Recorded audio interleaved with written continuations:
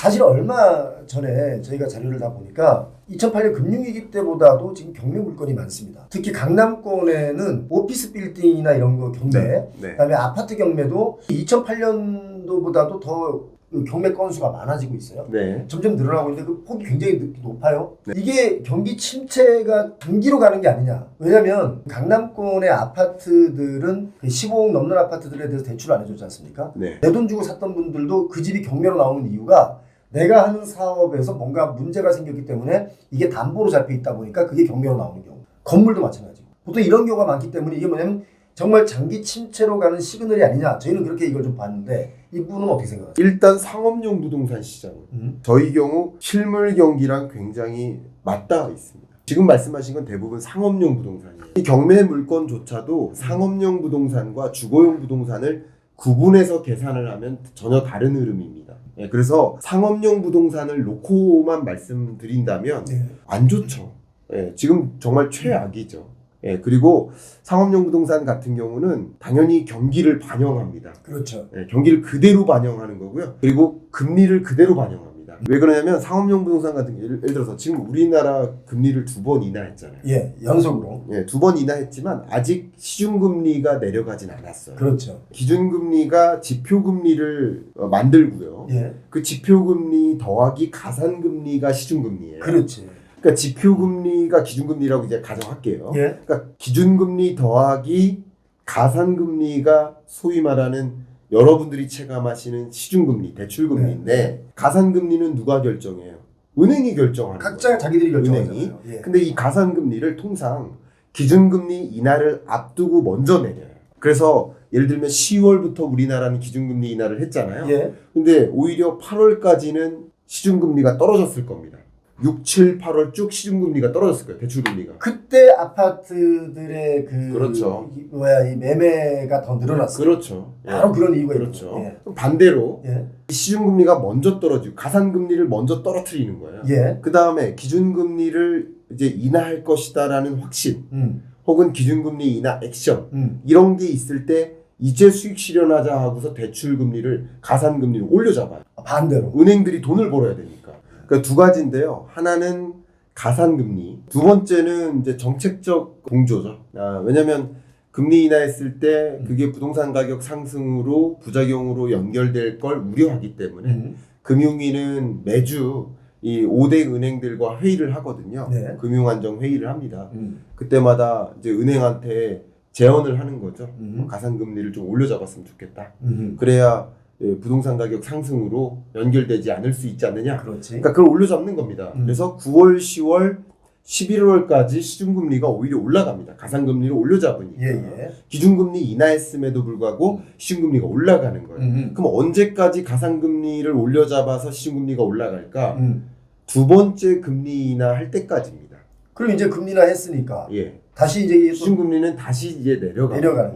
그런 움직임이 있기 때문에 이게 아파트 매매 가격이 완만한 반등세에서 좀 눌렸다가 이 완만한 반등세로 또 이렇게 계속 이렇게 움직일 가능성이 높아요. 평균 가격을. 어쨌든 이렇게 금융기관들이 가산금리를 적용해서 추가적으로 기준금리를 인하했을지라도 가산금리를 올려잡아서 시중금리를 올리게 하는 이런 영향들 때문에 결과적으로 이게 부동산 시장에 영향을 있는 건데 근데 이렇게 금리가 오히려 올라갔죠. 그리고 경기는 계속 안 좋죠. 그러니까 상업용 부동산은 안 좋을 수밖에 없는 거죠. 그런 상황이기 때문에 한국은행으로서는 상업용 부동산만 놓고 본다면 금리를 인하해야 됩니까? 동결해야 됩니까? 그렇죠. 본인들 입장에서는 인하를 해야 되겠죠. 그렇죠. 본인들 입장에서는. 수출은 이제 뭐 반도체나 여러 가지 기술적인 측면, 해외 시장에 대한 측면이지만 내수 문제는 좀 부동산이 가장 크게 지금 걸고 있다. 저는 그렇게 보고 있습니다. 개인적으로. 그래서 25년도에 부동산은 지금 저는 아파트 가격으로만 보자면 하향으로 가지 않겠느냐 내년도에. 물론 어떤 분들은 뭐 드라마틱하게 폭락한다는 분도 있는데 그건 좀 경제학자로서 보면 드라마틱하게 폭락하면 큰 문제 생기지 않겠습니까? 첫 번째, 상업용 부동산.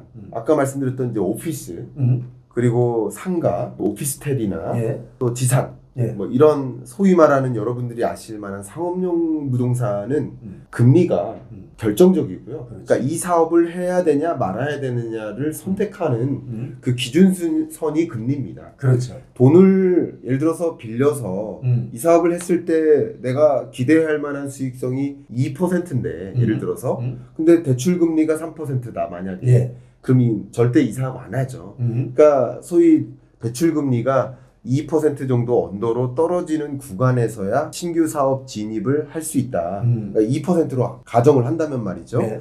그런 것처럼 이렇게 상업용 부동산의 경우에는 지금은 피벗의 시대 맞습니다. 그래서 시대. 점진적인 금리 인하는 할 거라고 봅니다. 네. 점진적인 금리 인하 속도가 매우 더딜 것이기 때문에 조심스러운 금리 인하를 할 것으로 보고 있기 때문에 경제 위기는 아니라는 또 반증이에요. 지금이 경제 위기라고 한다면 0.25%포인트 인하가 아니라 그냥 바로 제로금리로 내려야 되는 상황이에요. 그렇죠. 경제 위기라고 한다. 경제 위기가 아니에요. 근데 지금 우리 소비자분들, 우리 특히 시민분들은 이 경제 위기냐 침체냐 이 단어의 중요성보다는 네.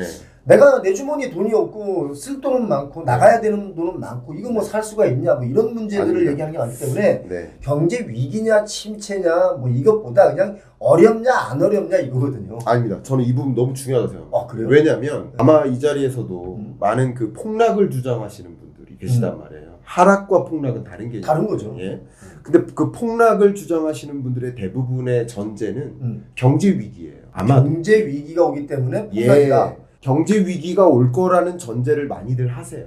다 존중합니다. 근데 제가 경제 위기 안 올 거라는 주장이 아니라 정말 경제 위기 올 거라고 가정하면 폭락이 올 수밖에 없죠. 당연하죠. 예, 예. 근데 경제 위기가 안 올 거라고 한다면 폭락은 아닌 거예요. 뭐 안 올 거라고 예상하시는 거예요? 경제 위기가? 그러니까 경제 위기로 전제할 것이냐, 지금처럼 저성장 고착화라는 1% 성장을 계속하는 L자형 롱테일이죠. 그런 흐름을 가져갈 것이냐, 그 두 가지 시나리오에 따라서 부동산 시장에 미치는 영향도 다른 거죠. 중요한 것은 돈의 가치입니다. 저는 항상 부동산 시장을 판단할 때 집의 가격이 올랐냐 떨어졌냐를 보지 않습니다. 돈의 가치가 오르냐 떨어지냐를 보는 겁니다. 많은 분들이 돈의 가치가 현저히 떨어지고 있다는 것을 인정하고 있으면서 지금 돈의 가치 많이 떨어졌죠. 그럼 돈의 가치가 떨어지는 그 현상 속에서 그러면 더 많은 돈을 주고 집을 바꾸는 상황에 놓이게 됐다는 것은 인정하지 않는다라는 겁니까? 아니요, 그건 다 인정해요. 그 얘기인 거예요. 그러니까 10개를 주고 사던 집을 이제는 30개를 줘야 되는 거잖아요. 그렇죠. 그러니까 돈의 가치가 없어진 거죠. 그러니까 제가 말씀드린 것은 일본 같은 나라는 디플레이션입니다. 물가 상승률이 오히려 마이너스 물가를 기록했던 참 잃어버린 30년을 다른 말로 말하면 디플레이션의 국가고 물가 상승률이 떨어진 나라예요. 오히려 돈의 가치가 올라간 나라입니다. 반대로 그러니까 집값이 떨어지는 게 정상적인 걸 수도 있어요. 근데 우리나라는 물가가 상승하고 있잖아요. 어쨌든 물가 상승률이 떨어졌지만 물가가 어쨌든 오르고 있는 거예요. 그러니까 물가가 오르고 있다는 얘기는 돈의 가치가 떨어지고 있는 나라입니다. 예. 그러니까 더 많은 돈을 주고 집을 바꾸고 있는 구조에 놓인 것이니까 일본하고 같다라고 전제하는 것은 전혀 다른 현상이다. 다른 현상이다. 예, 저는 그렇게 의견을 드립니다. 지금 이제 기준금리표를 보여주고 계신데요. 네. 요거 우리 변동사항 좀 알려주시고 내년 전망 간단하게 좀 하겠습니다. 지금 한국은행의 금리 인하가 보시는 것처럼 3.0%까지 기준금리를 인하했습니다. 예. 근데 이 기준금리의 인하의 추세가 다시 한번 강조하겠습니다만 2008년, 9년 글로벌 금융위기 때의 금리 인하, 예. 수직적 금리 인하죠. 예. 급진적 금리 인하. 이거는 경제 위기를 맞닥뜨리고 대대적인 금리 인하를 단행했었던 모습. 역시 2020년 팬데믹 경제 위기 때의 금리 인하. 이것도 역시 경제 위기를 맞닥뜨리고 성급하게 급진적인 금리 인하를 단행했던 모습. 그것과는 전혀 다릅니다. 지금 금리 인하 하는 게 맞아, 안 하는 게 맞아 라는 논란의 여지가 있을 만큼의 금리 인하. 그런 금리 인하가 소위 세계 모든 국가가 자국이 생각하는 중립금리가 있어요. 예. 그 중립금리를 겨냥해서 점진적으로 금리 정상화를 추진하고 있는 국면이다. 이렇게 보시는 거를 추천드리고 그럼 중립금리를 향해 점진적으로 금리 인하를 단행한다라는 것은 소위 점진적 금리 인하, 조심스러운 금리 인하, 예, 소극적인 금리 인하 이렇게 보시면 좋겠고 상대적으로 우리 한국 경제 심각할 것 같아. 내수 부진 너무 심각할 것 같아. 라고 판단하면 조금 서둘러서 연이어서 금리 인하 할 수도 있지만 금리 인하 2번 했더니 물가가 다시 반등할 것 같아. 하는 그런 통계들을 또 본다면 혹은 부동산 가격이 다시 반등하는 것 같아. 하는 여지를 또 본다면 금리 인하를 연이어서 하기가 부담스럽겠죠. 당연하죠. 그렇게 돌다리를 두들겨가면서 전진적으로 금리 인하는 그런 시대라고 의견을 드려보고 금리의 추세를 여러분께 의견을 드려본다면 우리나라 같은 경우는 2026년까지 예. 중립금리를 2.5% 정도로 보고 있습니다. 그럼 이제 앞으로 지금 3.0% 기준금리를 갖고 있으니까 예. 앞으로 한 0.5% 정도만 더 내려갈 수 있다. 네. 경기가 많이 안 좋아진다면 2%까지. 그리고 경기가 좀 뒷받침이 된다면 2.5%까지. 그래서 2.0에서 2.5% 수준 이 정도를 우리 한국은행은 중립금리로 현재 전제하고 있다라고 이렇게 보면 좋겠습니다. 20년, 21년의 부동산 시장이 어땠습니까? 엄청나게 뛰었죠. 엄청나게 뛰었죠. 미쳤죠 그때. 그런 시대를 이 20년, 21년의 시대를 뭐라고 합니까? 완화의 시대라고 하죠. 금리 완화의 시대. 그렇죠. 그럼 잠깐 한번 질문 드릴게요. 예. 팬데믹 경제 위기였어요. 예. 경기가 좋았습니까? 안 좋았죠. 안 좋았어요. 예. 근데 집값이 왜 뛰었어요? 금리가 낮으니까. 그러니까요. 예. 자, 완화의 시대였기 때문에 집값이 급등했던 겁니다. 예. 이 집값의 급등은 역사상 급등했던 겁니다. 당군 역사 이래 이렇게 급등한 적이 예. 없었죠. 그리고 또 한 가지는 예. 이 제로금리를 도입했었던 그 시대는 예. 우리나라만의 일이 아니라 세계적인 일이었고 세계적으로 집값이 급등했었습니다. 네. 자, 더 중요한 거 네. 22년부터 24년 상반기까지는 예. 금리를 대대적으로 인상하고 높은 금리를 유지하는 시대였어요. 그렇죠. 이걸 이른바 긴축적 통화 정책을 도입했던 시대고 이걸 긴축의 시대라고 예. 합니다. 이 긴축의 시대 동안에 아파트 매매 가격이 어떻게 됐었습니까? 떨어졌죠. 떨어졌죠. 예. 조정됐습니다. 예. 조정되는 구간이었습니다. 예. 역시 우리나라만 조정됐을까요? 세계적으로 조정됐어요. 네. 그러니까 제가 말씀드린 것은 경기가 좋다 나쁘다가 아닙니다. 경기와 연동해서 상업용 시장을 판단하시면 좋겠다라는 의견을 드리고요. 예. 주거용 부동산 시장은 경기와 너무 연동하시기보다 유동성과 연동시키면 좋겠다. 돈의 흐름. 오히려 2020년 경제위기 때 급등했었던 걸 생각해보면 완화의 시대 때 부동산 시장이 급등했고 긴축의 시대 때 반대로 조정됐었다라는 것을 생각해보시고 24년 중반 이후 25년, 26년은 예. 피벗의 시대입니다. 완화의 시대도 아니에요. 그래서 평균 가격을 중심으로 보면 저는 평균 가격은 완만한 상승세일 수 있다라고 생각합니다. 근데 매우 완만한 상승세이기 때문에 네. 보세요. 9월부터 적용한 스트레스 DSR 금융 규제 때문에 눌릴 수 있어요. 그리고 10월에 금리 인하했지만 9월, 10월, 11월 동안 시중금리가 오히려 올라갔죠. 예. 그게 오히려 눌리게 만들 수 있어요. 예. 근데 그러나 아까 말씀드린 것처럼 26년까지 점진적인 금리 인하를 단행하는 과정에서는 기본적인 골자로는 시중금리는 지금보다는 떨어지는 구조다. 그래서 약간 좀 우상향의 보합성의 보합입니다. 근데 강한 상승은 어렵습니다. 어렵다. 왜냐하면 예. 아까 말씀드린 대로 예. 이런 움직임이 있다 보니까 금융위에서 스트레스 DSR 2단계가 아닌 3단계 적용이나 추가적인 금융 규제를 더 강화해 나갈 가능성이 있어요. 그렇지. 그래서 이게 보합에 가깝게까지 갈 수 있습니다. 그렇죠. 그래서 매우 완만한 그러나 상승이냐 하락이냐를 놓고 논하기가 어려울 만큼의 상승. 그런 지지부진한 상승이라고 볼 수 있고요. 근데 그런 흐름은 정확히 이 영상을 보시는 분들이 어쩌면 수도권의 반, 비수도권의 반이실 텐데 예. 전혀 다른 체감일 거라고 생각합니다. 당연하죠. 네. 그러니까 어떤 분들이 저한테 얘기해요. 아니 우리 집값 안 떨어졌다 이런 분도 네. 있고 우리 집값은 뭐 왜 이렇게 떨어지기만 하냐고 이런 분도 있거든요. 상황이 다른 거죠. 앞전에 차트 한번 못 볼까요? 예. 이 차트를 보시면 제가 하나만 좀 짚어드릴게요. 지금 금리가 이렇게 내려올 때 집값이 급등했잖아요 여기서. 네. 그런데 요 기간 있죠. 글로벌 금융위기 오고 나서 요때까지 집값이 강남도 거의 40% 반토막이 났었어요. 네. 음마 아파트 뭐 이런 데가 모든 게 다 사실은 한 30-40% 반토막이 나서 오랫동안 왔거든요. 네. 그러다가 이게 2017년부터 슬그머니 올라오더니 아파트 가격은 2022년, 21년까지 초급등을 했단 말이죠. 이렇게 금리가 저렇게 낮은 시절에도 네. 사람들이 부동산에 대한 피로감들이 있다 보니까 오히려 저 한 4, 5년, 5, 6년 동안은 아파트 값이 오히려 약보합으로 쭉쭉 내려왔었거든요. 그래서 저는 25년도가 앞으로 1년 동안을 보자면 약보와 약세 저는 이렇게 예측을 하거든요. 한국 기준금리를 중심으로 말씀드리는 게 맞는 것 같고요. 어쨌든 2013년까지 약 초중반까지 예, 조정 국면인 게 맞고요.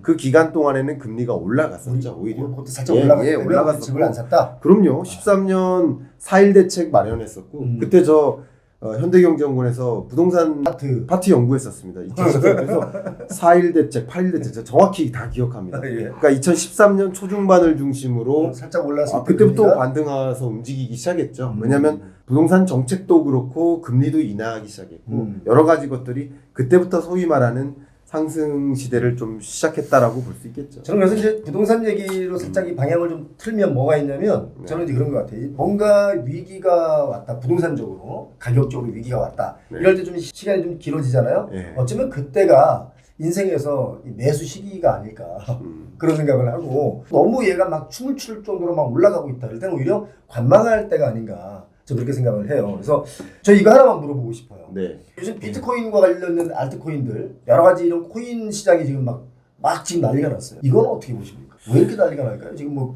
트럼프 얘기도 있고 뭐 다 있지만. 네. 간단하게 말씀드리면 어쨌든 트럼프라는 인물됨이 나는 코인 프레지던트다. 라고 명확하게 선언을 했죠. 예. 그만큼 가장 중요한 핵심 공약이 비트코인을 전략적 비축 자산으로 구축하겠다. 그렇죠. 이건데 이게 정확히 어떤 거냐? 예. 이게 또 마침 2024년, 25년 이게 지금 반감기를 준비하는 기간이거든요. 비트코인 반감기. 예. 그러니까 그럼 반감기는 공급을 제약하는 효과가 나타나요. 그렇죠. 공급 제약 효과. 그렇죠. 그러니까 수급이라는 관점에서 공급 제약 효과는 가격 상승 요인인 거예요. 첫 번째. 그리고 금을 팔고 비트코인으로 가져가겠다. 이게 무슨 얘기냐? 예. 우리나라에서도 외환 보유액이 이렇게 있잖아요. 예. 외환 보유액의 구조를 보면 예. 절대적으로 많은 비중이 달러예요. 우리나라가 갖고 있는 외환 보유액이. 달러를 뭘로 갖고 있냐? 미국 국채로 갖고 있는 거예요. 그렇죠. 예. 그리고 국채 말고 굉장히 중요한 또 비중이 금입니다. 그리고 일부가 IMF 포지션이라고 합니다. 미국도 외환 보유액을 이만큼 갖고 있을 거 아니에요? 그 중에 금으로도 갖고 있단 말이에요. 근데 그 금을 팔고 코인으로 갖겠다라는 거예요. 그러니까 실현 불가능하냐? 실현 가능한 일이에요. 연준이 예. 금을 팔고 비트코인으로 갖기 시작한다. 예. 라는 액션을 만약에 취한다라면 파월이 26년 5월까지 임기거든요. 예. 그러면 26년 5월에 취임할 새로운 연준 의장이 그 사람한테 주어질 역할은 바로 그겁니다. 왜냐하면 26년 5월까지면 파월이 생각하는 그 중립금리까지 금리 인하 다 했을 시점입니다. 그 다음 해야 될 역할은 특히 트럼프가 기대하는 역할은 비축자산 구축이에요. 그러니까 비트코인으로 사드리겠다. 그렇죠. 그때부터 비축자산으로서 비트코인을 사겠다. 비트코인을 사겠다는 것은 뭔가를 팔고 사는 거 아니에요? 금을 팔겠다는 거죠. 그러면 그 액션을 취하기 위한 연준 의장을 선임하거나 그런 연준 의장이 물망에 오르거나 실제 선임 절차를 갖거나 그리고 그 의장이 어떤 조치를 취하겠다, 전략을 발표하겠다, 아니면 어떤 연준에서의 리포트가 발표된다든가 이런 일들이 있을 때마다 이제 호재로 인식될 가능성이 그래서 비트코인 가격은 더 올라갈 수 있다. 그때가 되면 이게 정말 실현되겠구나. 그렇지. 근데 실현이 안 될 수도 있지만 그렇지. 여러분 한번 생각해보세요. 비트코인 가격이 트럼프 당선되자마자 급등했잖아요. 예. 근데 지금 트럼프가 취임했습니까? 아직 안 했지. 1월 달이잖아요. 그러니까 이게 다 선행지표예요. 그렇지. 그러니까 26년 5월에 그렇게 시작될 거라고 여러분 가정한다면 오히려 그 전에 비트코인을 사서 갖고 있어야 되겠다라는 움직임이 있겠죠. 예. 지금 많이 오르니까. 그렇죠. 그런 움직임이 좀 집중되는 것이고 다만 여러분께 이 말씀은 꼭 드리고 싶은데 비트코인만큼 이렇게 변동성이 심한 자산은 아직까지 지구상에 없습니다. 상한선 하한선이 없는. 예. 내가 컨트롤할 수가 없잖아 사실은. 그래서 아직까지도 위험 자산으로 분류를 하는 겁니다. 그렇지. 그렇기 때문에 그만큼 수익 실현 열풍이 집중될 수도 있어요. 어느 순간에. 내가 매수런. 그 트럼프의 베팅을 해서 비트코인 샀는데 이 정도면 내가 수익 실현할 만한 가격이야 하면서 대규모 수익 실현으로 이어질 수 있어요. 그럴 때 조정이 있을 수 있으니까 그런 것들은 이제 여러분의 판단이니까 추세적으로는 아무래도 비트코인을 매수해야지 전략적 비축 자산으로 가져가겠지. 그 밖에 여러 가지 비트코인에 대한 규제 완화라든가 추가적인 ETF 승인, 미국 이외의 다른 국가들의 ETF 승인 이런 것들은 비트코인을 직접 투자할 수도 있지만 간접 투자로도 이어질 수 있거든요. 그렇죠. 이런 것들이 소위 비트코인으로 돈의 유입을 가져올 수 있는, 수요는 집중되고 공급을 차단하는 이런 효과를 가져올 수는 있습니다. 예. 미국의 금융시장이 제가 볼 때는 파생상품의 시장이라고 저는 보기도 하는데, 네. 그러니까 비트코인 하나만 놓고 보는 게 아니고 이제 여기서 뭐 ETF도 만들고 뭐 여러 가지 뭐 자기들끼리 막 만들잖아요. 네. 올라갈까 내려갈까 베팅도 하고 뭐 네. 그런 부분 너무 변동성이 심하기 때문에 잘못 들어가면 폐가망신할 수도 있다는 거. 아, 그럼요. 그러니까 네. 주의하셔야 돼요. 예, 무조건 남들 따라가니까 막 쫓아가다가는 이게 한번 무너지면 또 얼마까지 무너질지 모르잖아요, 이게. 그렇죠. 가늠할 수가 없기 때문에 네, 가늠할 정말 조심하셔야 됩니다. 지금 중국은 금을 좀 모으고 있고 미국은 지금 뭐 비트코인을 모으는지 안 모으는지 모르겠습니다만 이런 얘기들이 나오고 있으니까.